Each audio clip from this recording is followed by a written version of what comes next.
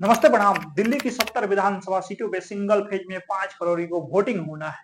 Result 8 फरवरी को आएंगे। मुख्य चुनाव आयुक्त सी राजीव कुमार ने मंगलवार को यह जानकारी दिया है। तारीखों की घोषणा के दिन से रिजल्ट तक दिल्ली चुनाव की प्रक्रिया 33 दिन में पूरी हो जाएगी। 2015 और 2020 के मुकाबले इस बार चुनाव और रिजल्ट की घोषणा एक हफ्ते पहले हो रही है। 1.5 घंटे की प्रेस कॉन्फ्रेंस में सी राजीव कुमार सिर्फ 10 मिनट दिल्ली चुनाव पे बोले हैं। 1 घंटे से ज्यादा वक्त तक उन्होंने ईवीएम वोटर लिस्ट में गड़बड़ी और खास वर्ग के वोटर्स का नाम हटाने जैसे विपक्ष के आरोपों का जवाब दिया है।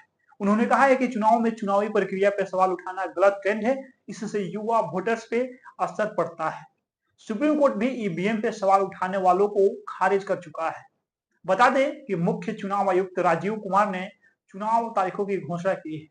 पीसी प्रेस कॉन्फ्रेंस के दौरान मुख्य चुनाव आयुक्त ने ईवीएम हैक के मुद्दे पे अपना पक्ष रखते हुए कहा है कि ईवीएम फुल प्रूफ डिवाइस है और ईवीएम से छेड़छाड़ के आरोप निराधार है। साथ ही उन्होंने यह भी कहा है कि ईवीएम में वायरस भी नहीं आ सकता है।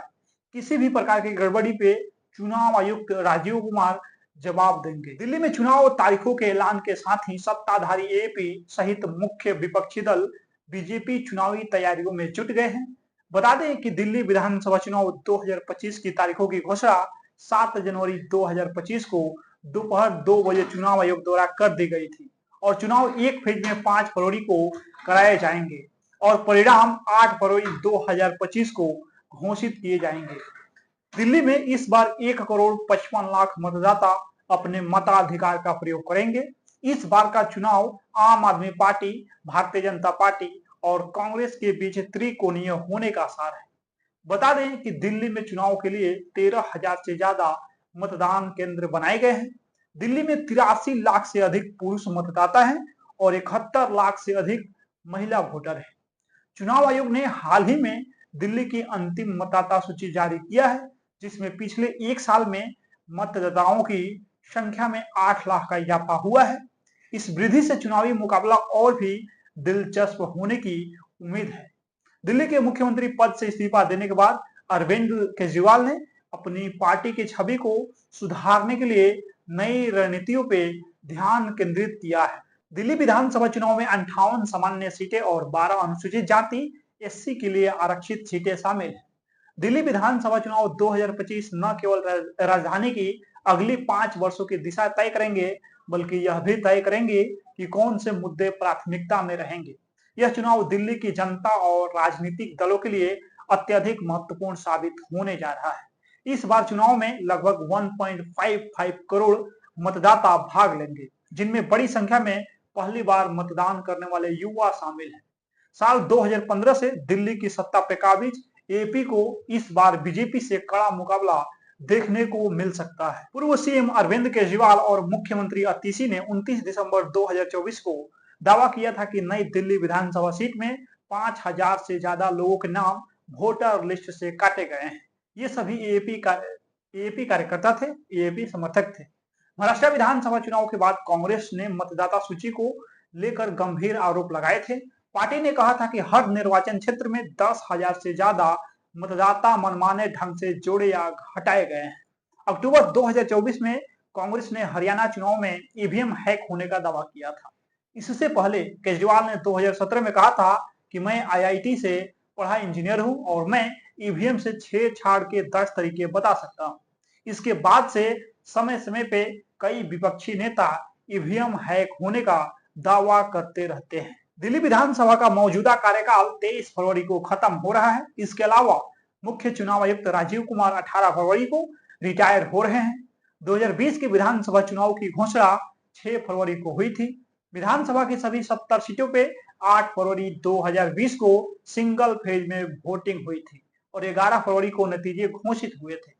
2020 में आम आदमी पार्टी एपी को 53.57% वोट के साथ 62 सीटें मिली हुई थी, जबकि भाजपा को 8 सीटों सहित कुल 38.51% वोट मिले थे। वहीं कांग्रेस को 4.26% वोट मिले थे, लेकिन पार्टी अपना खाता खोलने में भी नाकाम रही थी। 2015 के चुनाव में भी कांग्रेस को एक भी सीट नहीं मिली थी। इन सब के साथ ही अब आचार संहिता दिल्ली में लागू हो गया है।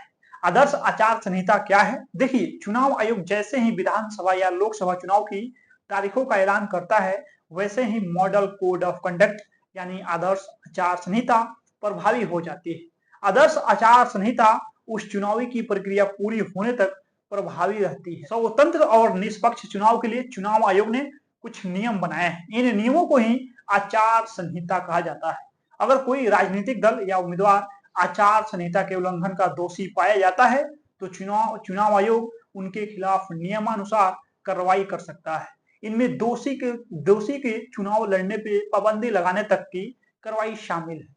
जरूरी होने पे आयोग आपराधिक मुकदमा भी दर्ज करा सकता है। यहाँ तक कि दोषी पाए जाने पे जेल की सजा भी हो सकती है। आचार संहिता लगने के बाद किसी भी तरह की सरकारी घोषणाएं, योजनाओं की घोषणाएं, परियोजनाओं का लोकार्पण, शिलान्यास या भूमि पूजन के कार्यक्रम नहीं किया जा सकता है।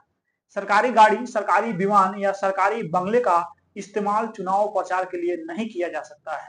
किसी भी पार्टी, प्रत्याशी या समर्थकों को रैली या जुलूस निकालने या चुनावी सभा करने से पहले पुलिस से अनुमति लेनी पड़ती है।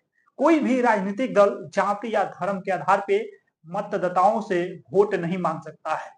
नहीं वह ऐसी किसी गतिविधि में शामिल हो सकता है जिससे धर्म या जाति के आधार पे मतभेद या तनाव पैदा हो। राजनीतिक दलों की आलोचनाएं के दौरान उनकी नीतियां, कार्यक्रम, पूर्व रिकॉर्ड और कार्य तक ही सीमित होने चाहिए। अनुमति के बिना किसी की जमीन, घर, परिसर की दीवारों पे पार्टी के झंडे, बैनर आदि नहीं लगाए जा सकते हैं। मतदान के दिन शराब की दुकानें बंद रहती है। वोटरों को शराब या पैसे बांटने पर भी मनाही होती है। मतदान के दौरान ये सुनिश्चित करना होता है कि मतदान बूथों के पास राजनीतिक दल और उम्मीदवारों के शिविर में भीड़ इकट्ठा न हो। शिविर साधारण हो और वहां किसी भी तरह की प्रचार सामग्री मौजूद न हो। कोई भी खाद्य सामग्री नहीं परोसी जाए। सभी दल और उम्मीदवार ऐसी सभी गतिविधियों से परहेज करें जो चुनावी आचार संहिता के तहत भ्रष्ट आचरण और अपराध की श्रेणी में आते हैं, जैसे मतदाताओं को पैसे देना, मतदाताओं को डराना धमकाना, फर्जी वोट डलवाना, मतदान केंद्रों से 100 मीटर के दायरे में प्रचार करना, मतदान से पहले प्रचार बंद हो जाने के बाद भी प्रचार करना और मतदाताओं को मतदान केंद्रों तक ले जाने और वापस लाने के लिए वाहन उपलब्ध कराना। राजनीतिक कार्यक्रमों पे नजर रखने के लिए चुनाव आयोग पर्यवेक्षक या ऑब्जर्वर नियुक्त करता है। आचार संहिता लागू होने के बाद चुनाव आयोग की इजाजत के बिना किसी सरकारी अधिकारी या कर्मचारी का तबादला नहीं किया जा सकता है। चुनाव आयोग आचार संहिता को सही तरीके से लागू करवाने के लिए प्रेक्षकों की मदद लेता है। इन काम में वह भारतीय प्रशासनिक सेवा, भारतीय पुलिस सेवा और भारतीय राजस्व सेवा के अधिकारियों की मदद लेता है। इसके अलावा इन सेवाओं के रिटायर्ड अधिकारियों की तैनाती भी चुनाव आयोग प्रेक्षक के रूप में करता है। आदर्श आचार संहिता की शुरुआत 1960 के केरल विधानसभा चुनाव से हुई। राजनीतिक दलों से बातचीत और सहमति से ही आदर्श आचार संहिता को तैयार किया गया। इसमें पार्टियों और उम्मीदवारों ने तय किया कि वो किन किन नियमों का पालन करेंगे। 1962 के आम चुनाव के बाद 1967 के लोकसभा और विधानसभा चुनाव में भी आदर्श आचार संहिता का पालन हुआ। बाद में उसमें और नियम जुड़ते चले गए। चुनाव आचार संहिता किसी कानून का हिस्सा नहीं। हालांकि आदर्श आचार संहिता के कुछ प्रावधान आईपीसी की धाराओं के आधार पर भी लागू करवाए जाते हैं। इन सब के बावजूद राजनीतिक दल और उम्मीदवार इन्हें गंभीरता से नहीं लेते और हर चुनाव में इनके उल्लंघन का एक न एक उदाहरण सामने आ ही जाता है। चुनाव आयोग ने सितंबर 1979 में राजनीतिक दलों की बैठक बुलाकर आदर्श आचार संहिता में संशोधन किया। इसे अक्टूबर 1979 में हुए आम चुनाव में लागू किया गया। साल 1991 का आम चुनाव आचार संहिता के विकास में सबसे अहम था। इसमें आदर्श आचार संहिता का विस्तार किया गया। चुनाव आयोग भी इसके पालन के लिए सक्रिय हुआ था। उसी साल यह विचार आया कि आदर्श आचार संहिता उसी दिन से लागू हो जिस दिन तारीखों की घोषणा हो, लेकिन केंद्र सरकार इसे उस दिन से लागू करना चाहती थी जिस दिन अधिसूचना जारी हो। चुनाव आयोग के रुख पे मामला सुप्रीम कोर्ट तक भी गया, लेकिन आंध्र प्रदेश सरकार की याचिका पे कोई अंतिम फैसला नहीं आया। इस मामले में स्थिति पंजाब और हरियाणा हाई कोर्ट के एक फैसले से साफ हुई। हाई कोर्ट ने मई 1997 में चुनाव की तारीखों की घोषणा से आदर्श आचार संहिता लागू करने के चुनाव आयोग के कदम को सही ठहराया। इस फैसले के खिलाफ सुप्रीम कोर्ट में याचिका दायर की गई, लेकिन वहां से कुछ स्पष्ट नहीं निकला। आखिरकार 16 अप्रैल 2001 को हुई चुनाव आयोग और केंद्र सरकार की बैठक में सहमति बनी कि आदर्श आचार संहिता उसी दिन से लागू होगी जिस दिन चुनाव का कार्यक्रम जारी होगा। साल 1960 में अपनाए जाने के बाद से अब तक इसमें काफी बदलाव सामने आया है। आज यह स्वतंत्र और निष्पक्ष चुनाव का एक हथियार बन के उभरा है। भारत में चुनाव आदर्श आचार संहिता पे काम तो 1960 के दशक में शुरू हो गया था। यह काम अभी भी जारी है, लेकिन जब बात चुनाव सुधारों की आती है तो नवे चुनाव आयुक्त TN शेषन का नाम प्रमुखता से लिया जाता है। शेषन ने चुनाव आयोग की शक्तियों का एहसास दिलाया है। उन्होंने अपनी कार्यशैली से बताया कि चुनाव आयोग सरकार के अधीन काम करने वाला निकाय नहीं है। उन्होंने आयोग की स्वतंत्रता को सर्वोपरि रखा। इसके लिए वो प्रधानमंत्री के साथ भिड़ने से भी नहीं हिचकिचाए थे।